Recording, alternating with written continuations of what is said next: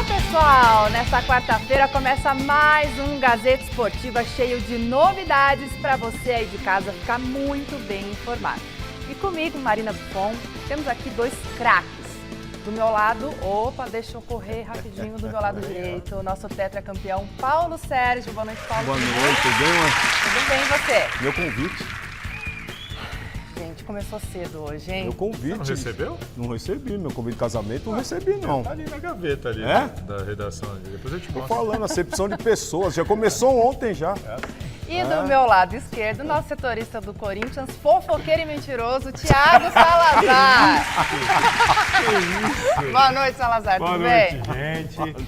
Marina, explica pra ele. Quando você jogava, não era assim, o técnico escolhia 11.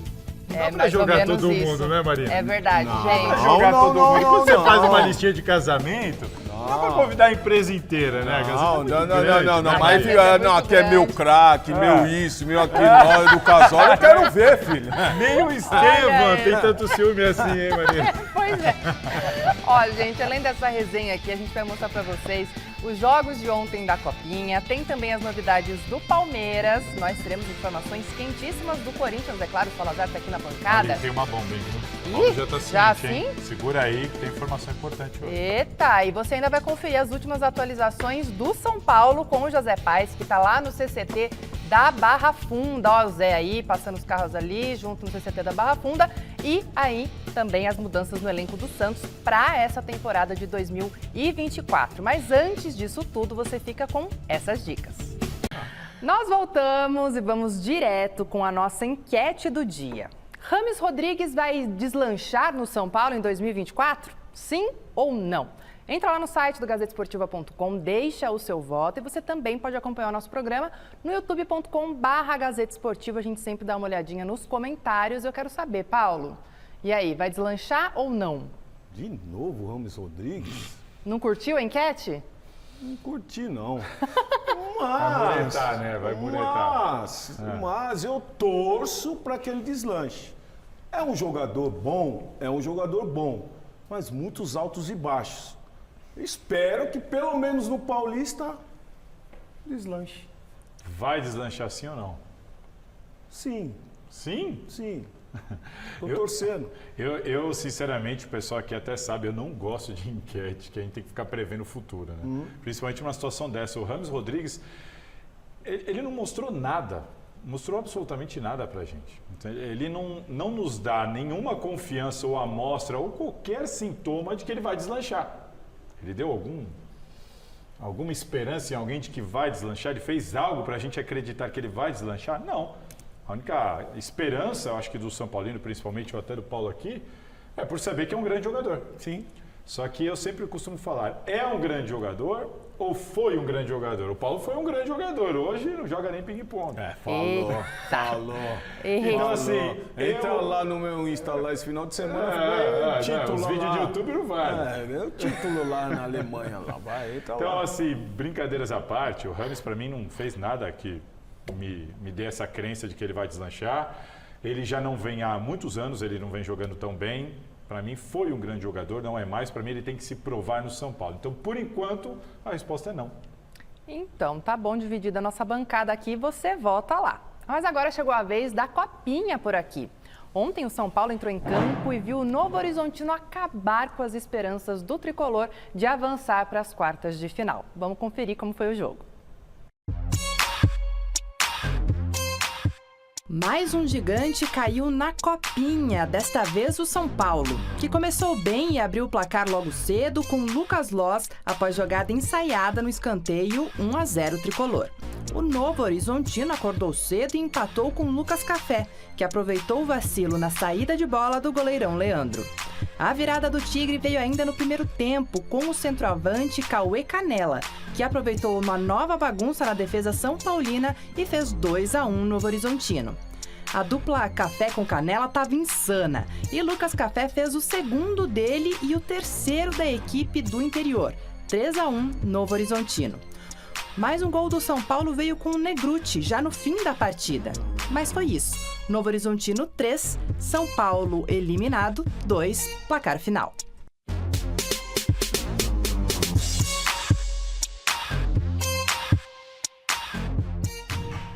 isso aí, hein, gente? Mais um eliminado aí da Copinha. Mas você sabe que isso tudo me preocupa porque tem muitos bons jogadores que chegam nesses clubes grandes e são mandados embora. Sim. Injustamente. Aí ficam jogadores que não têm condições que... Você já sabe, né? Não precisa nem falar, né? E aí, esses jogadores têm espaço no interior.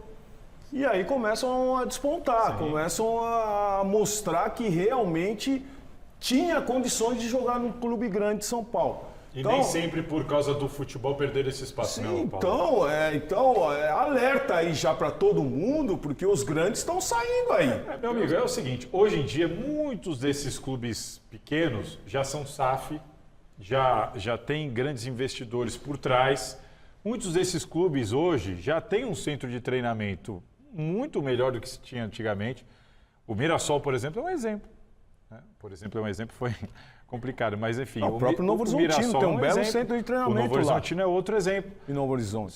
São clubes ditos pequenos, mas que hoje podem dar ao seu elenco ou até uma categoria de base uma estrutura muito melhor. A discrepância para os times grandes hoje não é mais tão grande como era antigamente. E aí tem isso ainda que o Paulo falou.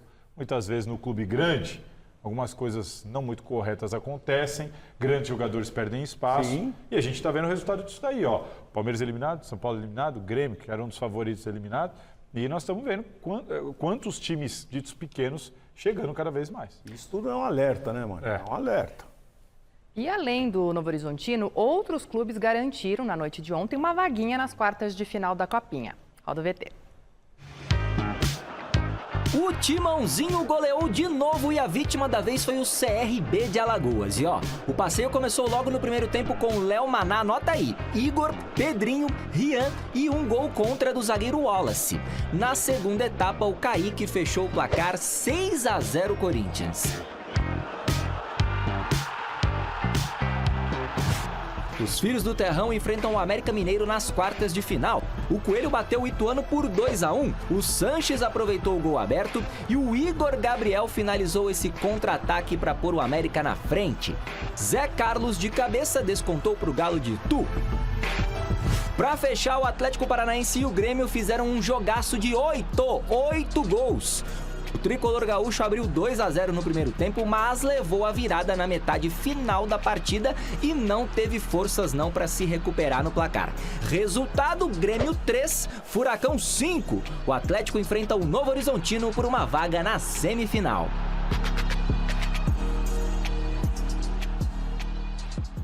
Tá aí. A gente começa o nosso giro de repórteres com o Alexandre Silvestre, que está na nossa redação de esportes. Boa noite, Silver. O que você separou para a gente da coletiva de ontem da Leila? Coletiva da presidente do Palmeiras. Boa noite a todos. Amigos, amigas, inimigos e simpatizantes.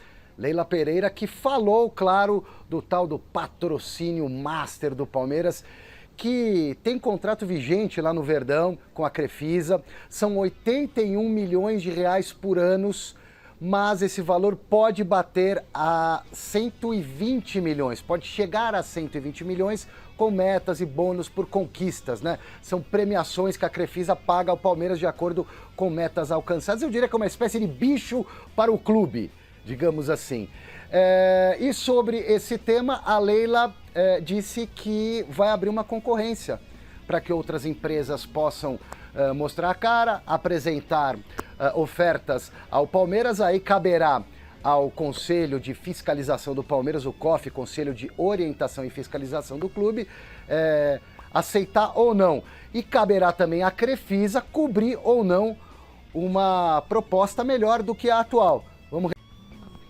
O que acontece? Esse patrocínio da Crefisa e da FAM vai até dezembro de 24 e durante esse ano nós vamos fazer sim uma concorrência. E se a Crefisa ou a FAM tiver interesse em cobrir essas propostas, quem vai decidir não vai ser a Leila, porque esse ano ainda é meu mandato, não é? Em novembro vamos ter eleição. Eu não sei se eu vou ser reeleita. Sou candidata, mas eu não sei se eu vou ser reeleita. Mas nós vamos renovar esse patrocínio, vai ser esse ano ainda, para começar a vigorar em janeiro do ano que vem. E se a Crefisa tiver interesse em participar cobrir essas propostas, quem vai decidir não vai ser eu. O clube tem o Conselho de Orientação e Fiscalização, é o COF. Eu vou submeter ao COF e o que esse conselho decidir, nós vamos atender. Aí vocês vão dizer, alguns de vocês, mas o COF está na mão dela. Mas aí é política, assim funciona governo, né? Então, se ela tem o COF na mão, são outros 500. A bucha está com vocês aí da bancada. Valeu, Silver. Salazar, importante abrir uma concorrência, né? Eu acho que é fundamental abrir uma concorrência. Eu enxergo o conflito de interesse. Eu não estou dizendo que ela está fazendo alguma coisa de errado ou na maldade ou usando o espaço do Palmeiras para tirar alguma vantagem sobre alguma coisa. Não é isso que eu estou dizendo. Eu acho que aparenta esse conflito de interesse quando você tem a presidente do clube, a presidente da patrocinadora representadas pela mesma pessoa. Lembrando que ela foi ser presidente depois do patrocinador. Isso, depois do patrocinador. Então, assim, na época, inclusive, quando a Leila se candidatou, a gente já comentava aqui, poxa, o presidente da empresa vai ser a presidente do clube, numa reunião de renovação, como é que faz? Só tem uma pessoa sentada para discutir, sabe? É complicado. Eu não gosto, não é um modelo que eu acho ideal. Então, o importante nisso tudo são os órgãos fiscais do Palmeiras, eles existem para isso, dentro do Conselho Deliberativo, existe para isso, para fiscalizar. O importante é que o Palmeiras consiga ter órgãos fiscalizadores ali independentes e enfim, coesos com essa situação. Porque eu particularmente não gosto. Alô? Eu particularmente estou bem tranquilo e eu creio que todo palmeirense está bem tranquilo com o andamento. Cara, já vem... Tá ganhando? Estão ganhando há anos. O negócio está dando certo. E o contrato é Você bom. não vê escândalo. Você vê uma gestão profissional acontecendo. Uma profissional que não vai naquilo que o torcedor fala para ela ir. Então tá certo. Então eu não vejo problema nenhum. Mas você sabe que a torcida, ela é bem dividida em relação a essa gestão da Leila, né? Porque tem muitas pessoas que estão satisfeitas, os títulos estão vindo, mas muitas outras falam sobre esse conflito mesmo de interesses, né? Eu conflito de interesses enquanto você eu acho que a gente pode separar. Vai lá pro torcedor e faz o que o torcedor quer. Quando você faz o que o torcedor quer, não é conflito de interesse, é tudo beleza. O Silver tá pedindo para entrar na roda aqui, Silver. Você tem alguma coisa para comentar aqui junto com a gente? É rapidinho, só para colocar uma reflexão e um pouco de fogo nesse parquinho. Tá cheio. Aliás, na história do futebol, se você pesquisar, tá cheio de cartola que meteu a mão na grana de clube. Ao que me parece, a Leila, com conflito de interesses ou sem conflito de interesses, tá colocando dinheiro no Palmeiras faz tempo. Ela também expõe a marca da empresa dela. Verdade, uma mão lava a outra. Não, eu acho que a gente tem que que eu tô separar essa falando, discussão. é isso que eu tô falando. Eu entendo que a gente tem que separar essa discussão. Uma coisa é a gente discutir a gestão, Leila. Vamos discutir a gestão, como é que ela foi como presidente do clube? Aí, ok, eu estou com o Paulo, aqui eu acho que ela tem feito uma grande gestão. Agora, sobre a presidente ser presidente dos dois, da empresa e do clube, eu não gosto. Não é para ninguém, não é para o Palmeiras, não é a Leila a questão. Estou dizendo para nenhum clube, eu não acho bacana.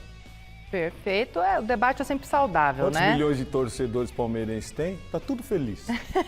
Os títulos estão chegando, tá tudo certo. Mas agora, vamos mudar a chavinha aqui, porque eu quero aproveitar a presença do Thiago Salazar na bancada para continuar esse tema do patrocínio mesmo, porque ontem a gente já tinha comentado levemente sobre isso, né, Salazar? E você até falou, vou trazer uma coisa aqui, porque ontem a Leila demonstrou uma certa desconfiança em relação a esse assunto, não falou em nome do Corinthians, mas parecia ali. Você tem detalhes sobre o patrocínio do Timão? Tenho. A gente tem que explicar, acho importante a gente explicar essa questão do patrocínio do Corinthians, porque é isso que a Leila expôs, é uma desconfiança de alguns dirigentes e até do mercado em si. A parceria do Corinthians com a VaideBet, ela mexeu com o mercado e mexeu com a comunidade do futebol. Que é normal. Normal. Que Afinal, normal, não é o uma coisa maior normal. acordo, é o maior patrocínio master da história do futebol brasileiro. Então não tinha como não mexer. E o que acarreta essa desconfiança levantada pela Leila na coletiva que você estava presente, Marina? São 2 pontos. O primeiro, né, valor. O valor é muito alto, o valor 120 milhões por ano. cobrindo uma proposta que o Corinthians tinha de 75 milhões por ano de outra empresa. Então, ela não só cobre, ela cobre passando lotado da proposta anterior. Pelo fato do Corinthians ter tomado um calote recentemente na relação com a Taos, né? A gente acompanhou isso de perto, o Corinthians está na justiça buscando esses direitos. E o fato da VaideBet ser uma empresa considerada muito nova no mercado, né? Ela começou a operar no segundo semestre de 2022, poucas pessoas conheciam até então, de repente ela aparece com um aporte financeiro jamais visto. Então, isso levantou suspeita, por exemplo, da presidente do Palmeiras, que questionou, poxa, aparece uma empresa aqui querendo oferecer não sei quantos milhões, mas que tem um capital, porque a gente foi buscar informação, a VaideBet, ela abre o seu capital de 300 mil reais. Está lançado lá como abertura de capital no CNPJ de 300 mil reais. O proprietário dela, ele tem mais de 30 empresas cadastradas no CNPJ dele, que ao todo somam menos de 20 milhões de reais. É uma empresa que está sediada em Curaçao, mas que tem um investimento aqui em Campina Grande, na Paraíba. Enfim, é uma empresa muito nova. E por isso tudo, o caso Talsa, uma empresa nova, um valor estratosférico, tudo isso gerou essa desconfiança e a gente foi atrás de tentar entender como é que vai ser feito esse acordo com o Corinthians. Muito disso o Augusto já explicou na coletiva de imprensa da oficialização do acordo. Por exemplo, sobre o pagamento antecipado. São 10 milhões de luvas que a empresa já pagou. São 10 milhões por mês, o primeiro mês... São 20 milhões, né? 20 milhões. São 10 milhões por mês. Não, ele não antecipou 20 milhões. Então, é isso que eu vou explicar. Como são 10 milhões por mês e 10 milhões de luvas pela assinatura, o primeiro mês são 20 milhões, porque 10 das luvas e 10 da parcela. Esses 20 milhões foram depositados para o Corinthians, segundo Augusto Melo, um dia antes da coletiva. Isso deu até um ar de credibilidade. Pô, os caras já depositaram 20 milhões aqui, porque todo mundo estava um pouco preocupado com essa situação. Só que, apurando todas as informações de como isso foi feito, eu acabei descobrindo que esse contrato do Corinthians com a VaideBet, ele não passou pelo sistema de compliance do Corinthians. O Corinthians, inclusive, isso foi muito cobrado. E não é obrigatório passar. Não é obrigatório. Deixar bem esclarecido. Isso. Não é obrigatório passar pelo compliance, sendo que o jurídico fez toda a avaliação. Isso, é isso que eu vou terminar. O compliance nada mais é do que um sistema que avalia, faz análises de contratos e avalia riscos, né, de uma contratação, de uma empresa de limpeza, de um jogador que vai ser contratado. Ele avalia todos os riscos, ele puxa todo o histórico relacionado àquele contrato, àquela empresa e tudo mais. O Corinthians, em 2021, implantou um compliance com uma empresa terceirizada, né, a Ferrarese Advogados, a Gelson Ferrarese Advogados. Desde 2021 tem esse representante da Ferrarese trabalhando junto ao Corinthians, o Herói Vicente, que hoje, que atualmente ele apoiou, inclusive o Augusto Melo, ele foi diretor jurídico do Corinthians e foi ele o responsável por liderar a equipe de implantação do compliance no Corinthians. E aí chamou muita atenção. Se existe um sistema de compliance justamente para ajudar o clube a se proteger de qualquer risco, por que o contrato da VaideBet não passou pelo compliance que está lá disponível, instalado no clube, com um contrato vigente até o meio desse ano, de 2024? Eu questionei o Corinthians, vocês vão ter os detalhes todos aí no site da gazetesportivo.com. O Corinthians admitiu que realmente não passou o contrato da VaideBet pelo compliance que está no clube e confiou 100% na avaliação do departamento jurídico atual montado pelo Augusto Melo. Eles estudaram junto com os membros ali do atual departamento jurídico, fizeram, entre aspas, o compliance deles, que é a avaliação, a análise, e no entendimento da atual diretoria, bastou para eles terem confiança de assinar um contrato. Para você dar um segmento aí, é muito importante também nós dizermos que a gestão passada, ela tem algumas coisas lá ainda. Esse compliance com esse pessoal teve um contrato com essa gestão passada e a nova gestão jurídica, um pessoal novo que o Augusto trouxe, e ele conta com esse pessoal novo. Então ele vai buscar as informações com esse jurídico novo que ele tem, não com o pessoal que estava da gestão passada. Eu acho certo isso daí. Mas a gente tem que explicar que o compliance não tem nada a ver com isso. Eu só estou explicando. Mas é só pra gente explicar, o compliance é um programa. Quando você fala conflito de interesse, é em tudo. Não, eu entendo, eu acho disso. Mas assim, é natural. Uma troca de gestão muda-se as pessoas. Isso é natural. Mas o sistema de compliance, ele é um programa. É um programa montado, é um programa de computador. É um programa montado e ali eles levantam a bandeirinha vermelha quando tem alguma coisa. E aquilo ali, ele, não é que ele veta ou ele aprova, ele é uma orientação para quem está gerindo. E, assim, no mundo inteiro ele é utilizado por grandes empresas. Não é ninguém da antiga gestão que lidera esse compliance do Corinthians, inclusive. Como eu disse, inclusive é o Dr. Nilo, que ele é o representante da Ferrarese, da Gelson Ferrarese, Associados de Advogados. E ele que está à frente. Inclusive, no final da última semana, quinta ou sexta-feira, essa atual gestão, esse atual departamento jurídico, teve uma reunião com o Dr. Nilo justamente para falar sobre essa transição do compliance. Então, aparentemente, o Corinthians, imagino eu, vai continuar utilizando esse compliance, que é uma ferramenta muito utilizada, de muita credibilidade, de avaliação de riscos. E chamou a atenção da gente aqui o motivo. Por que não foi utilizado o compliance? Mas a informação é essa. O Corinthians admitiu para a gente aqui da Gazeta Esportiva que realmente não utilizou o sistema de compliance para avaliar o risco do contrato com a Vaidbet e confiou 100% na avaliação do seu departamento jurídico. Que não é necessário. Não é uma obrigação, tá lá. Ele tá lá, tá disponível, tá contratado. Mas diante de uma coisa recente que aconteceu, poderia, né? Exatamente. Como você passou por toda aquela situação com a Tausa, na época da Tausa é importante destacar, o departamento jurídico, ele não aconselhou fazer o acordo. Ele aconselhou, falou, olha, faz o acordo com a Tausa se eles fizerem um pagamento antecipado à vista. O Duílio assumiu o risco, vinculou a imagem do clube à imagem da Tausa. O jurídico já tinha vetado. O jurídico já tinha orientado a pedir o pagamento. A Tausa não fez o pagamento e mesmo assim ele vinculou e agora vai buscar na justiça. Dessa vez a diferença é essa. O departamento jurídico aprovou. Não, pode fazer. A pergunta que veio mas por que esse contrato não passa pelo compliance, que é um sistema independente e é o sistema utilizado pelas grandes empresas do mundo, as principais empresas do mundo, para avaliação de risco? O Corinthians tendo disponível, por que não passar pelo compliance? Já que o outro também não tinha passado pelo compliance, o da Tausa. Enfim, o Corinthians preferiu não utilizar esse sistema de compliance. Vamos torcer para pagar. É mais ou menos isso. A informação que eu tenho de bastidor é essa. Tá todo mundo ali, rezando para dar certo. Gente, posso botar só uma lenha na fogueira mais um pouquinho? Ontem, a Leila lá na coletiva, nesse momento que ela falava do patrocínio, ela falou assim, não adianta nada pagar adiantado, pagar um mês, pagar 2, depois desaparecer. Então, ela falou isso aí também. Mas ela podia ficar quietinha também, né? Ela podia ficar quietinha também. Eu entendo que segurança nunca é demais. Se você tem lá um sistema de compliance, você tem que utilizar. Para mim, aliás, foram 411 contratos analisados pelo compliance do Corinthians da instalação para cá. Vamos seguir então e vamos direto para o CCT da Barra Funda falar com o José Paes, que vai trazer as últimas novidades do São Paulo. Zé, como é que andam aí os trabalhos do tricolor por aí?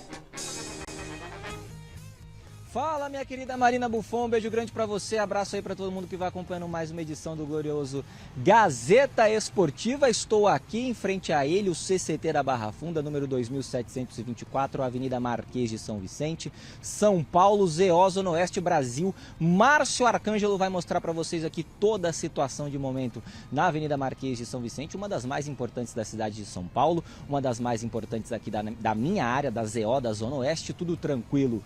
No sentido bairro, no sentido centro ali, o bicho ainda tá pegando um pouquinho, mas nós vamos aqui dando as notícias do São Paulo para você ao vivo, direto então da frente do CCT da Barra Funda, porque o elenco profissional do São Paulo trabalhou mais uma vez hoje aqui no período da manhã. Ontem já tinha sido assim, hoje novamente, amanhã de novo, também às 9h30 da manhã, treino marcadíssimo aqui com o técnico Thiago Carpini para o elenco do São Paulo às 9h30 da manhã. E olha só, na atividade de ontem, o Carpini, ele fez um trabalho ali 11 contra 11, já simulando aí situações de jogo, porque o São Paulo volta a campo nesta temporada, começa essa temporada agora no próximo sábado, contra o Santo André, jogo lá no Morumbis, às 20 horas, primeira rodadinha aí do Campeonato Paulista. Então, os últimos preparativos para essa partida que vai marcar o pontapé inicial da temporada do Tricolaço agora em 2024. Na atividade de ontem, o Rafinha trabalhou em separado, tá fazendo aquele famoso trabalho de controle de carga super normal normal nesse início de temporada, para todo mundo ficar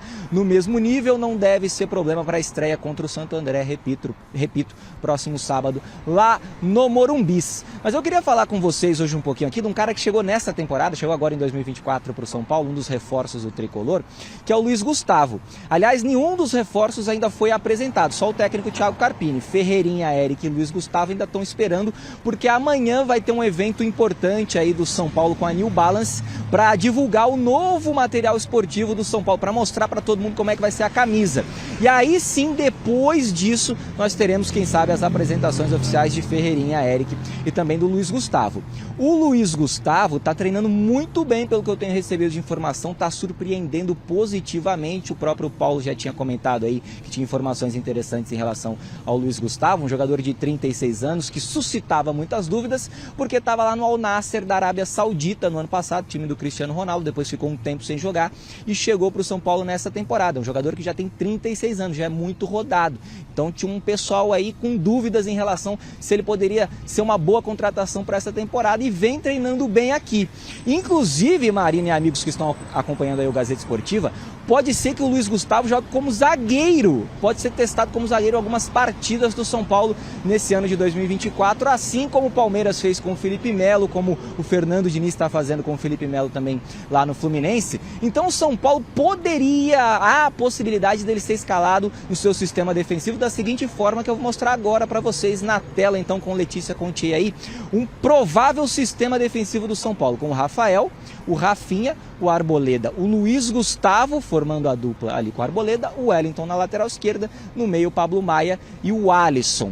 Também, é claro, existe a possibilidade de um revezamento aí, Pablo Maia, Luiz Gustavo na temporada. A gente sabe que quando o Dorival era o técnico, ele entendia que não tinha uma peça para repor quando o Pablo Maia não estava jogando. Agora essa peça existe, é o Luiz Gustavo, mas também existe a possibilidade dele jogar como zagueiro. Devolvo para vocês aí, Marina, para vocês debaterem. Gostam dessa opção, Luiz Gustavo ali de zagueirão formando a dupla com o Arboleda? Daqui a pouquinho eu volto com mais informações do São Paulo.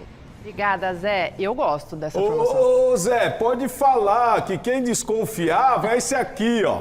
Esse aqui. Pode falar que é ele que desconfiava. Você tá conjugando o verbo no tempo errado. Você desconfia. Desconfia ainda. Calma, garoto.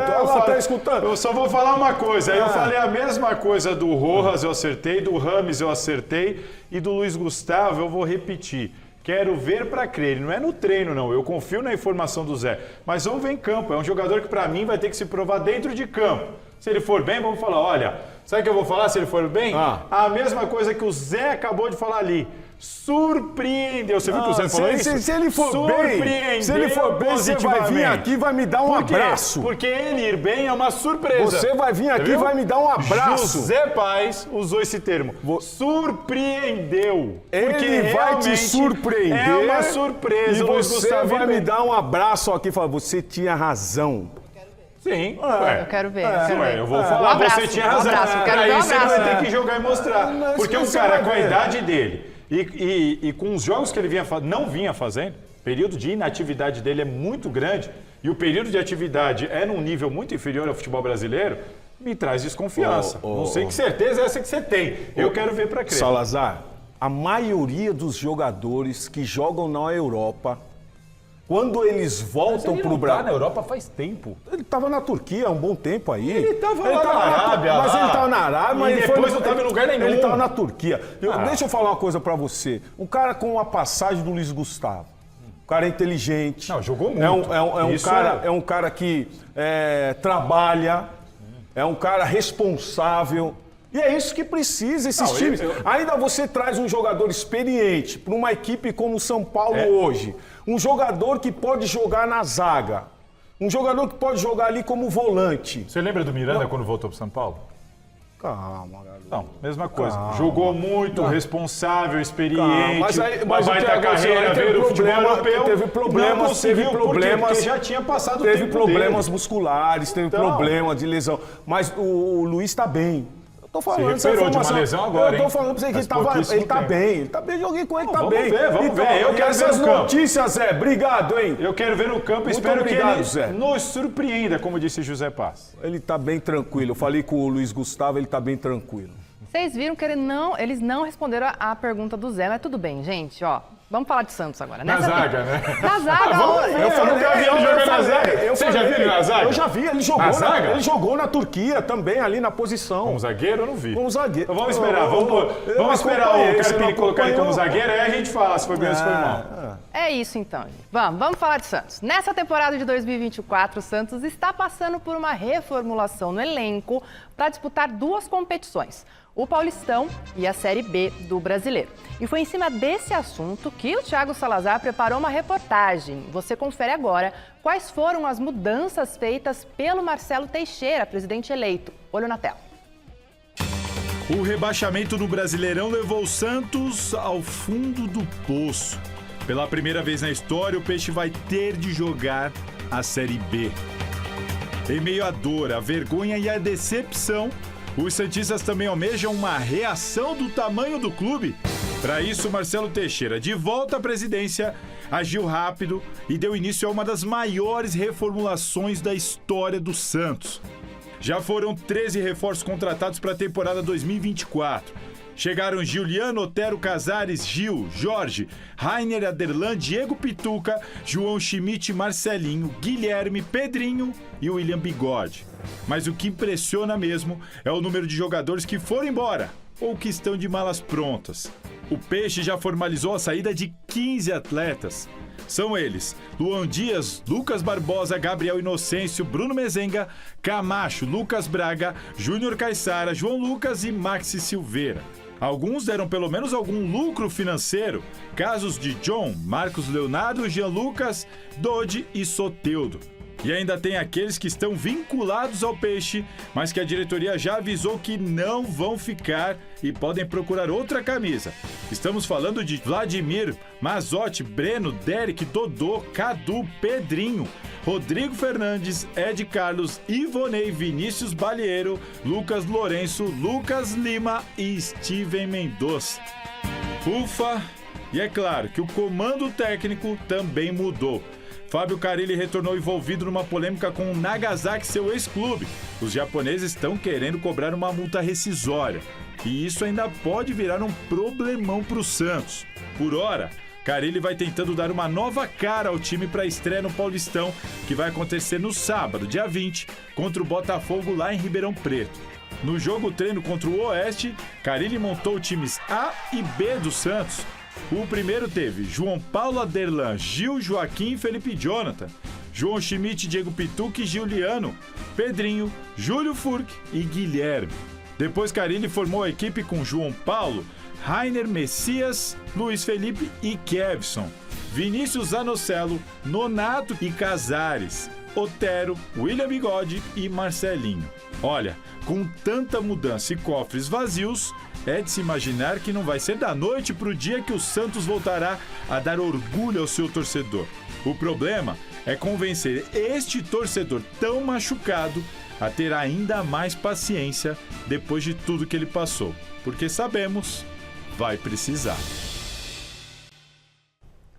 Uma grande reformulação, hein, Paulo? Você sabe que a minha maior preocupação nesse momento é essa questão de já começa errado em relação ao Carille, né? Concordo. Essa questão de não pagar o clube japonês, a multa. Dizer que não sabia. Pô, paga a multa, já começa o ano aí sem ter problemas, sem trazer problemas para a equipe. O que mais o Santos não precisa hoje é problemas, né? Agora, algo que me chama muita atenção e há muitos questionamentos. Esses jogadores mais velhos, por que o Santos trouxe esses jogadores mais velhos?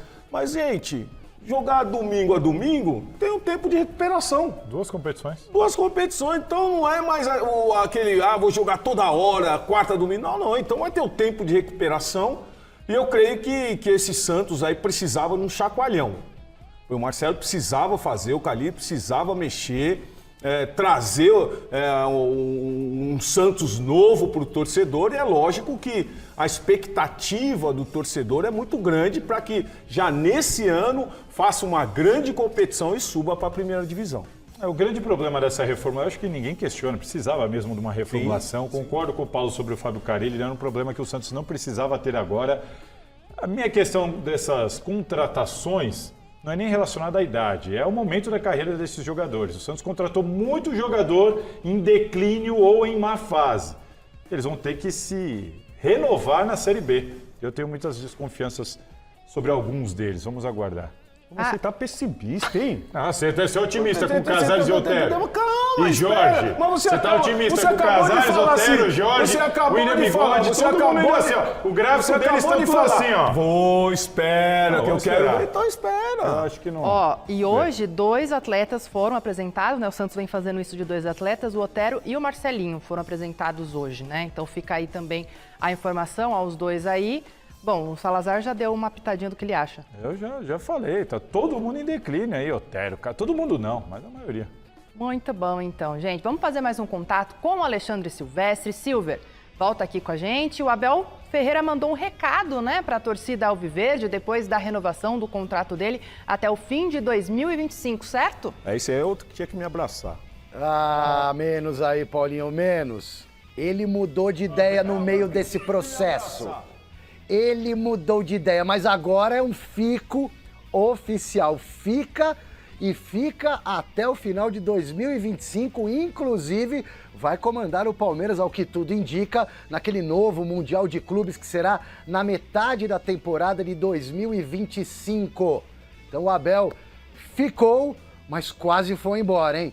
Primeiras palavras da boca do Portuguesa. Eu fiquei muito feliz que errei a informação lá do final do ano passado, mas eu vou contar tintim por tintim na volta das palavras e declarações de Abel Ferreira de contrato novo.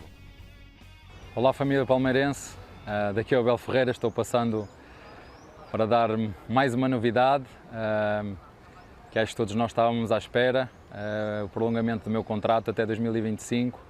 Era algo que já tinha vindo a ser discutido entre eu e a nossa Presidente. Era algo que os dois queríamos muito e fico muito feliz de podermos continuar. Sou muito grato por tudo que o Palmeiras me ofereceu, sou muito grato também ao futebol brasileiro, porque de facto nos ajuda a melhorar e quando estão reunidas todas as condições, quando estás num lugar onde todo mundo te quer, onde estás, onde queres estar, onde a tua família quer continuar, é sempre muito mais fácil tomar este tipo de decisões. Família Palmeiras tranquila agora com a renovação do Abel Ferreira, que ameaçou ir embora sim na virada do ano passado para esse ano. Eu vou aqui rapidamente contar a cronologia dos fatos. Vocês vão se recordar que na reta final do Campeonato Brasileiro, o Palmeiras, passando pelo Botafogo, jogou duas partidas em Barueri. Numa delas, eu cheguei a perguntar para o Abel, que estava muito irritado depois de uma vitória, com grande chance de ser campeão brasileiro. Você tá de saco cheio? Ele respondeu para mim, sim, tô de saco cheio. Falei, você pode ir embora agora no final do ano? Não sei, o tempo dirá. Ficou realmente estressado. Aí pintou a tal proposta do Qatar. Fui atrás da apuração da proposta para o Abel comandar o Al-Sadd e talvez se tornar um dos técnicos mais bem pagos do planeta. A apuração pela Fonte 1, lá de Portugal, pertinha a fonte do empresário do Abel, seu Cajuda. O que veio para mim? Ale, ele vai aceitar. Não assinou, mas ele vai aceitar. Ele tá cansado, tá estressado, quer mudar de ares. Fonte 2, de dentro do Palmeiras, próxima à diretoria do Palmeiras.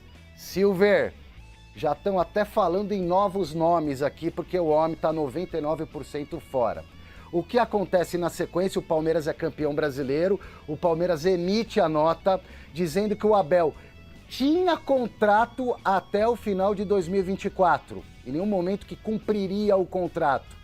E aí, as declarações do Abel sempre enigmáticas, até que nas premiações de fim de ano, e numa delas aqui na nossa casa, no Troféu Mesa Redonda, o Abel disse claramente, pela primeira vez na minha vida, irei priorizar a minha família e não o meu desejo profissional.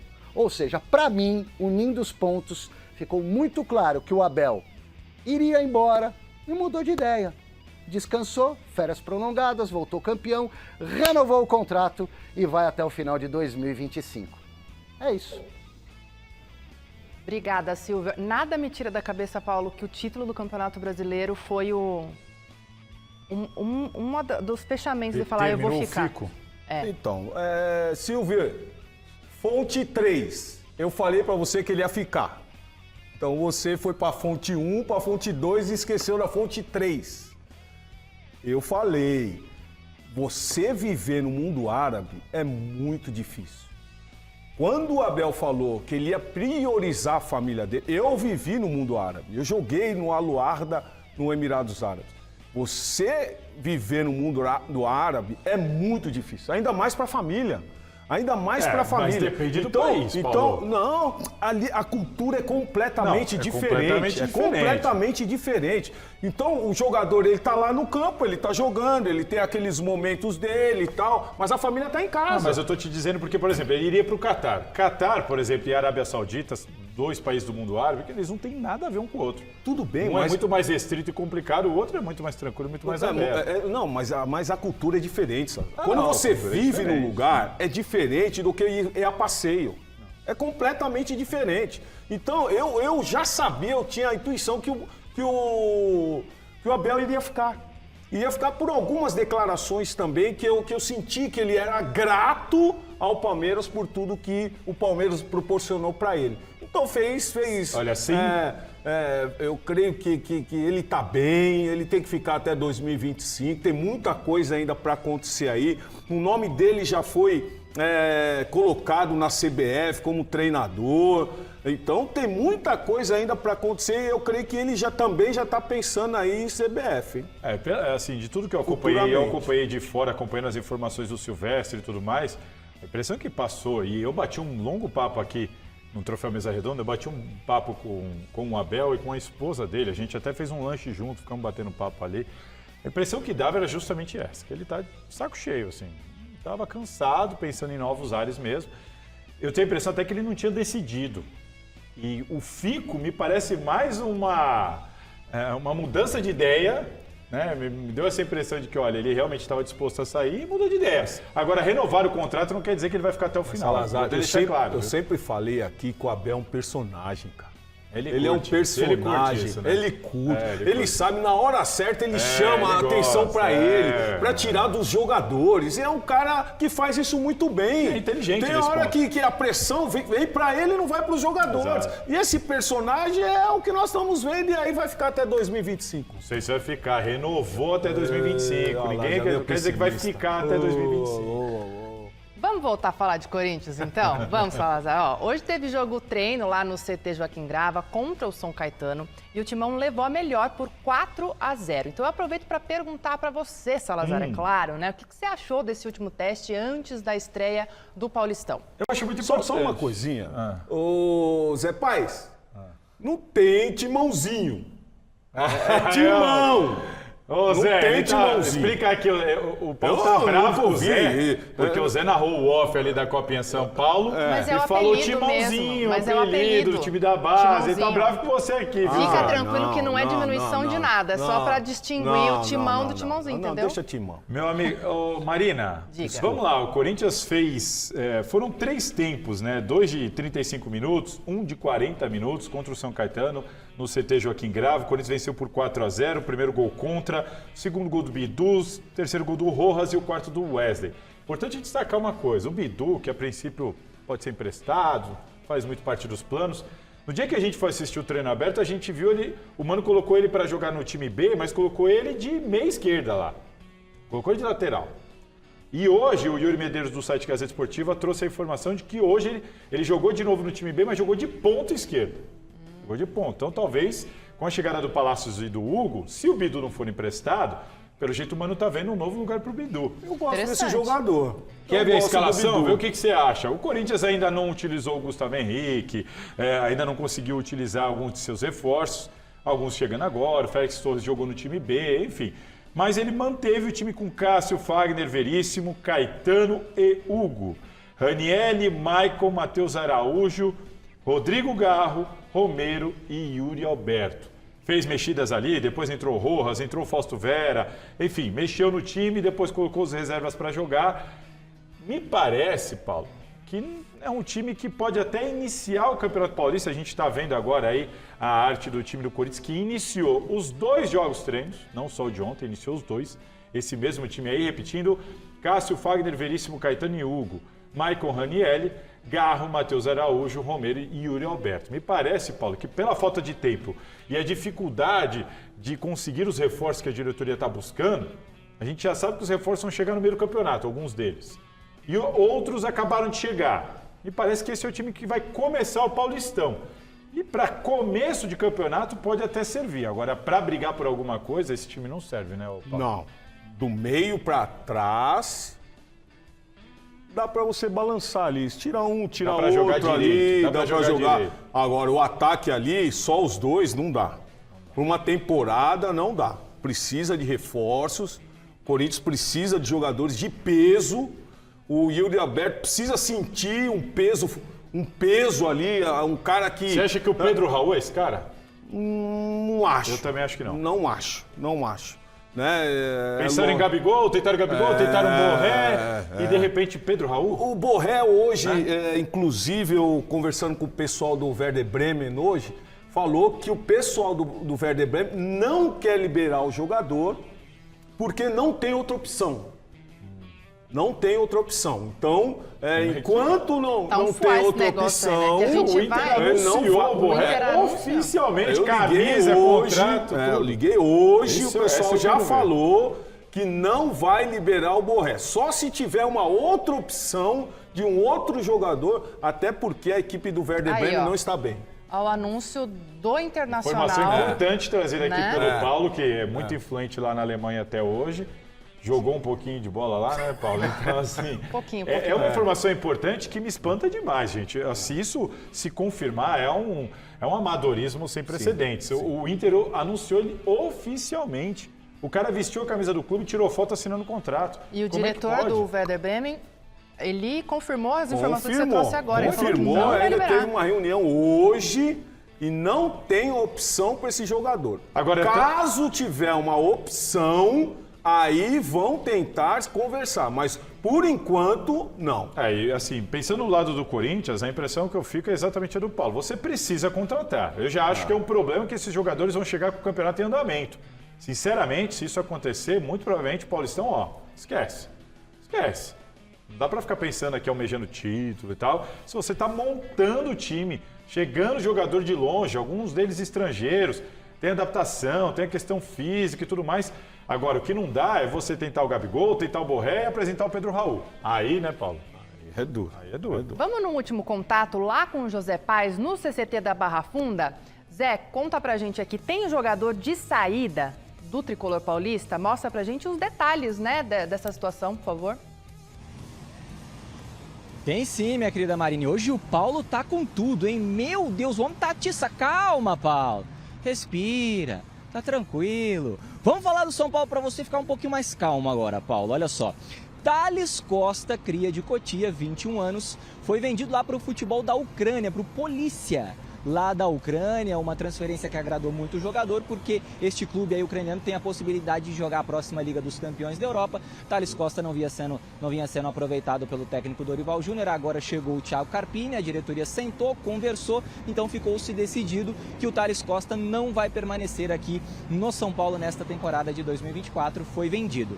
Marcos Paulo, atacante que estava emprestado pelo Atlético de Madrid com um contrato até o final do ano passado, acabou estendendo o seu vínculo, porque teve uma lesão ligamentar no joelho esquerdo. Ele rescindiu o contrato hoje amigavelmente com o São Paulo, não continua mais no Tricolor, se machucou em setembro do ano passado, estendeu o contrato para ficar aqui cuidando desta lesão, mas agora vai ficar lá no Rio de Janeiro, lá na cidade natal dele, lá no estado natal dele, ele que é cria do Fluminense, para cuidar então do seu problema ligamentar no joelho esquerdo. E uma informação quentíssima para a gente finalizar o São Paulo aqui, Arboleda. A gente falava do Arboleda, sistema defensivo ali com o Luiz Gustavo.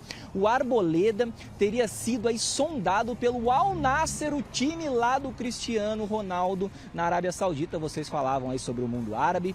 Então, recentemente no ano passado, o Al Nasser tentou a contratação do Gustavo Gomes junto ao Palmeiras, o vizinho de muro aqui do São Paulo. Tia Leila bateu o pé, não liberou o capitão do Verdão, jogador paraguaio, e agora então o Al Nassr estaria aí tentado a oferecer um contrato de 3 anos para o Arboleda, para que ele deixasse o São Paulo, jogador de 32 anos que tem contrato com o Tricolor só até o final desta temporada. Tá um imbróglio aí para renovação, o staff do Arboleda não gostou dos valores iniciais oferecidos pelo São Paulo, então é bom lembrar aí, todo mundo que está acompanhando o Gazeta Esportiva, que já no meio desta temporada o Arboleda pode assinar um pré-contrato, sair livrinho da Silva em janeiro de 2025 para qualquer clube que ele queira. Então, repito, Al Nassr, informação dada primeiro pelo meu amigo André Hernan, estaria de olho no Arboleda, jogador de 32 anos, um dos pilares aqui desse time do São Paulo, desse sistema defensivo do Tricolor.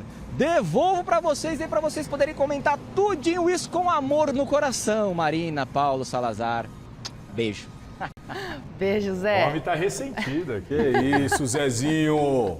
Zezinho, Timãozinho, Zezinho. Você mora aqui no coração, irmão. Agora, o São Paulo não pode... Aí, garoto, esse Zezinho. O São Paulo não pode cometer o erro que perdeu um dos principais jogadores pro arco inimigo, né? Ah, mas Al Nassr...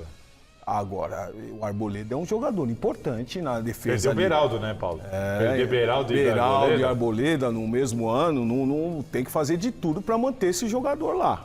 Eu concordo, tem que fazer de tudo para manter. O Arboleda é um baita de um jogador, gosta de uma farra e gosta de aproveitar esses momentos para se valorizar. Mas tá resolvendo? É um histórico. Tá resolvendo? Gosta de aproveitar esses momentos para se valorizar e renovar um contrato. Acompanhei o São Paulo, fui setorista do São Paulo, sei bem como é que o Arboleda funciona, acho ele um baita de um jogador, acho que o São Paulo tem que se esforçar para mantê-lo e acho natural essa movimentação nesse momento. A tendência é sempre ele renovar, que ele ama o São Paulo. Ele vai querer, ele vai, se chegar uma proposta boa, ele vai ficar aqui no São Paulo. Só que é o Arboleda, então ele vai aproveitar o que ele tiver e o que ele não tiver para tentar se valorizar. Tá certo. Precisa do jogador. Opa! E a gente fecha o programa falando da estreia do Flamengo no Campeonato Carioca. Isso mesmo, ontem o Rubro Negro chegou com uma recepção e tanto lá em Manaus, onde será a partida contra o Audax. A escolha da cidade se deu no ano passado como uma maneira de retribuir o carinho dos torcedores manauaras. O jogo acontece às 9h30 na Arena da Amazônia. A última vez que o Fla jogou em Manaus foi em 2016 e perdeu de 2-0 do Vasco lá naquela oportunidade. O time carioca ainda tem jogos em João Pessoa e Natal. Muito legal essa iniciativa também de estar em contato com esses outros torcedores, né, gente? Eu gosto muito dessa ideia. Você não está fazendo isso num jogo decisivo, num jogo que o clube precisa do Maracanã, precisa do seu torcedor ali do lado. Não, foi o primeiro jogo da temporada, tá tranquilo, não vai interferir em nada. Faz esse agrado para a torcida que tão longe não consegue vir aqui para o Rio de Janeiro. Eu acho sensacional. Já que não fazem a pré-temporada viajando como os clubes da Europa conseguem fazer, pelo menos essa é uma maneira aí. Mas eu não acho legal, eu não acho legal o que estão fazendo os valores dos ingressos. Ah, não. Você ir mandar time para esses estados e colocar o valor do ingresso lá em cima, eu não acho, não adianta nada. Não vai conseguir assistir. Isso daí, aquele que é apaixonado, aquele aquele que tá ali, ó, não vai poder entrar. Então, eu acho legal você ir para Manaus, para Fortaleza, para Belém, eu acho legal. Agora, o valor tem que ser justo. Tem que ser acessível. Tem que ser justo. Tem que pensar nesse todo também, não adianta nada, Tem que ser né? acessível pra galera, pô. Bom ponto, Paulo. Vamos pro resultado da enquete? Rames Rodrigues vai deslanchar no São Paulo em 2024? Sim ou não? A bancada ficou dividida. E a maioria respondeu que não, com 65% dos votos estão aí com o Salazar. Eu falei que tu torceu, você vai entender de bola, assim. Ó, gente, fim de papo aqui no Gazeta Esportiva desta quarta-feira. A gente vai ficar por aqui. Um beijo para o Paulo. Um beijo para o Salazar. Você vai no casamento da Marina? Vou. Se eu não estiver no mesa redonda, eu vou lá. Tchau, gente. Bicão. Ai, gente. Agora vocês ficam com o Jornal da Gazeta, tá bom? Tchau e até amanhã.